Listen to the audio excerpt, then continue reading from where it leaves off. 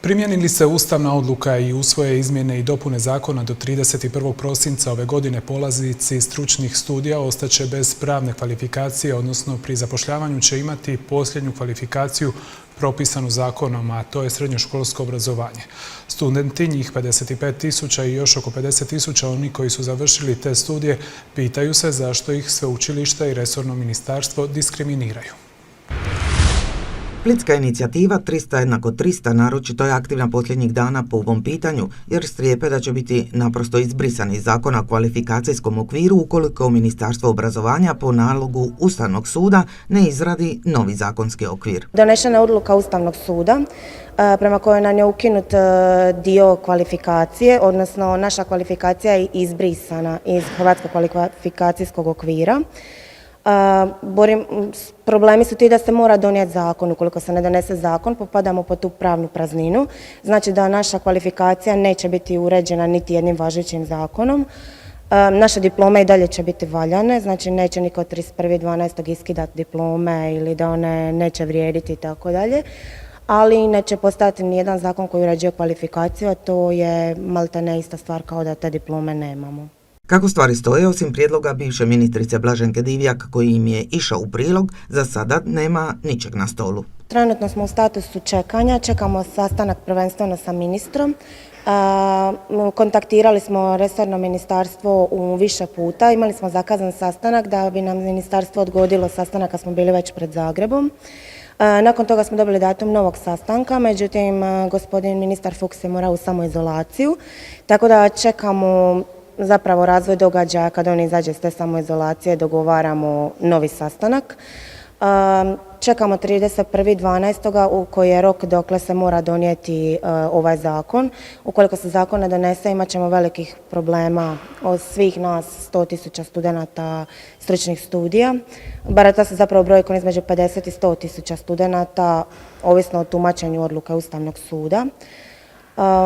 Intenzivno radimo na osvještavanju javnosti o ovome problemu, promociji inicijative i vršenju pritiska na ministarstvo kako bi se sve odradilo u zadanim rokovima.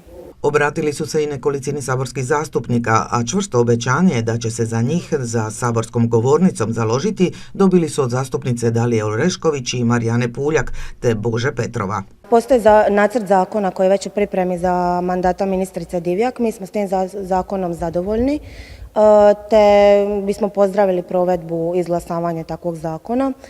Ukoliko dođe do tog probijanja roka 31.12.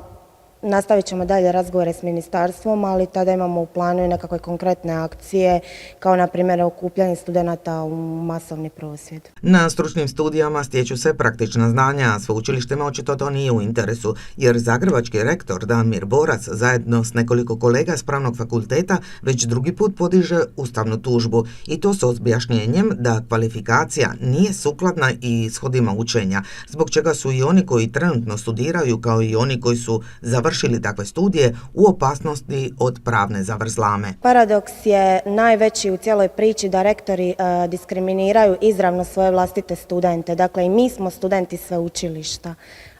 Stručni studij, dakle, sveučilišta izvode programe stručnih studija, a onda u isto vrijeme podižu tužbu protiv tih istih stručnih studija i pokušavaju ih degradirati i maltene uništiti. Pozivamo, znači, rektore Zagrebačkog i Splitskog sveučilišta na dijalog, na kompromis, na razgovor i pozivamo ih na razum kako se ovo više ne bi ponavljalo. Jer ponavljamo, mi smo također vaši studenti. Najveći apsurd u cijeloj ovoj situaciji je zapravo što je inicijativa krenula od Zagrebačkog sveučilišta, konkretno Pravnog fakulteta u Zagrebu, naglaskom na rektora Borasa i ostale neke pravne fakultete. Gledajte, koju poruku oni šalju nama studentima? Znači, povećavaju kvote upisne, neki čak i za 500 mjesta na stručnim studijima, a s druge strane nam ovakvim potezima šalju poruku da naše diplome ne vrede ništa. Pa ko je tu normalan? Odnosno, ko je tu lud? A u najkraćoj nekakvom smislu ispada da mi izvlačimo kao bivši ili sadašnji student izvlačimo deblji kraj. Mislim da se to ne može podržati i šta ih sad i radimo. I nadam se da će u Hrvatskom saboru, koji će na koncu o tome odlučivati, biti razuma. Naglašavaju kako bi ovom odlukom najviše trpjeli oni koji su završili zdravstvena veleučilišta poput medicinskih sestara, fizioterapeuta, laboranata. Slažu se da stručni i sveučilišni studiji nisu jednaki, ali smatraju da su jednako vrijedni s obzirom na to da stručni studiji pripremaju studente za izravno uključenje na tržište rada, dok sveučilišni usmjeravaju studente prema znanosti i znanstvenom radu.